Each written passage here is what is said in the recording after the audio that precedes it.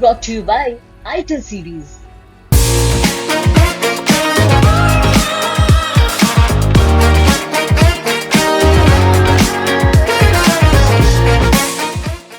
या केवल महासचिव पद की चुनाव है? अभी तो बहरहाल मैंने महासचिव पद से इस्तीफा दिया है। अब गेंद राष्ट्रीय अध्यक्ष जी के पाले में है। उनकी अगली कार्रवाई को देखते हुए मैं अपना अगला निर्णय लूंगा। कुछ छुटभइये नेता आए गए दिन जिनकी हैसियत एक भी वोट समाजवादी पार्टी में बढ़ाने की नहीं है, दिलाने की नहीं है, वो मेरी बात पर अनाप शनाप बयानबाजी करते हैं। समाजवादी पार्टी के नेता स्वामी प्रसाद मौर्य ने राष्ट्रीय महासचिव पद से इस्तीफा दे दिया। सवाल ये कि इस्तीफा देने के बाद अब स्वामी प्रसाद मौर्य का अगला कदम क्या होगा? अब आगे का प्लान क्या है? क्या स्वामी प्रसाद मौर्य समाजवादी पार्टी भी छोड़ देंगे? दरअसल मंगलवार को स्वामी प्रसाद मौर्य ने समाजवादी पार्टी के अध्यक्ष अखिलेश यादव को एक लंबा चौड़ा लेटर लिखते हुए राष्ट्रीय महासचिव पद से इस्तीफा दे दिया। स्वामी प्रसाद मौर्य ने नाराजगी जताते हुए कहा कि पार्टी का एक राष्ट्रीय महासचिव बयान दे तो निजी हो जाता है और दूसरा बयान दे तो पार्टी का हो जाता है। वहीं जब सवाल किया गया कि क्या वो समाजवादी पार्टी भी छोड़ देंगे, तो इस पर स्वामी प्रसाद मौर्य ने कहा कि उन्होंने बॉल अब अखिलेश यादव के पाले में डाल दी है। अब इस्तीफे पर अखिलेश का जो भी एक्शन होगा उसी को देखते हुए वो अगला कदम उठाएंगे। एक ही राष्ट्रीय अध्यक्ष द्वारा नामित एक राष्ट्रीय महासचिव का बयान पार्टी का और एक राष्ट्रीय महासचिव का बयान निजी हो जाता है, ये गौरतलब है। यही नहीं, कुछ छुटभइये नेता आए गए दिन जिनकी हैसियत एक भी वोट समाजवादी पार्टी में बढ़ाने की नहीं है, दिलाने की नहीं है, वो मेरी बात पर अनाप शनाप बयानबाजी करते हैं। राष्ट्रीय अध्यक्ष से मैंने इसको मौखिक रूप से भी अवगत कराया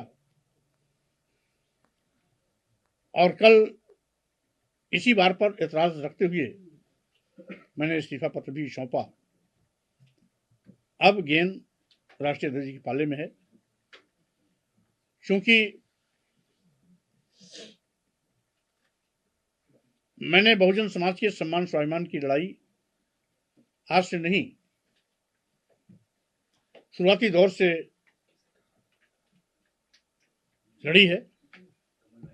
इस अभियान को आगे भी जारी रखूंगा।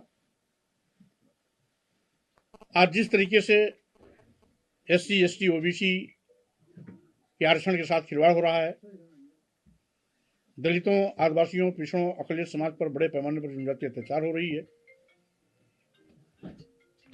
आज समस्याएं ही समस्याएं हैं। कहीं बेरोजगारी है तो कहीं महंगाई है, कहीं व्यापारियों का शोषण है तो कहीं किसानों के साथ हकतलफी है, कहीं अराजकता है तो कहीं लोकतंत्र खतरे में है, कहीं पर देश को कुछ लोग बेचने की तैयारी कर चुके हैं तो कहीं पर संविधान के लोग धज्जियां उड़ा रहे हैं। लेकिन इस लड़ाई को जमीन पर मजबूती से लड़ने के बजाय लोग दाएं बाएं करते रहते हैं, जबकि आज आवश्यकता है इन तमाम समस्याओं के लिए मैदान में कूदने का। और मेरी कोशिश रहेगी कि जो मूलभूत समस्याएं हैं मैं उसके साथ खड़ा हूं, देश के अंतिम पायदान पर खड़े हुए समाज के साथ खड़ा रहूं, आदिवासियों, दलितों, पिछड़ों के साथ जो आरक्षण छिन रहा है उसको बचाने में सहयोग कर सकूं। सर, एक सवाल है कि पार्टी छोड़ेंगे या केवल महासचिव पद ही छोड़ा है? अभी तो बहरहाल मैंने महासचिव पद से इस्तीफा दिया है।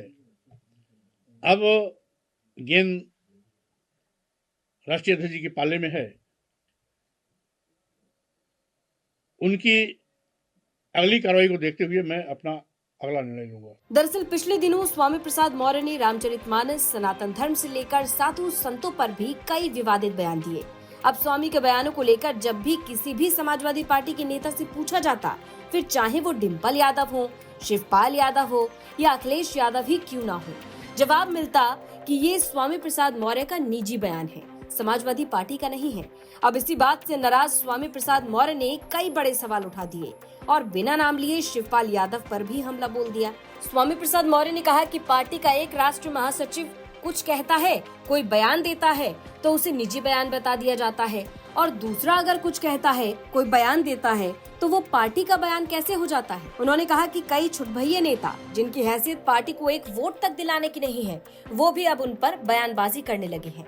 स्वामी प्रसाद मौर्य ने पद से इस्तीफा दिया, लेकिन वो समाजवादी पार्टी में बने हुए हैं। ऐसे में कहा जा रहा है कि अगर स्वामी प्रसाद मौर्य समाजवादी पार्टी भी छोड़ देते हैं तो अखिलेश यादव के लिए लोकसभा चुनाव से पहले ये सबसे बड़ा झटका हो सकता है। ब्यूरो रिपोर्ट, यूपी तक।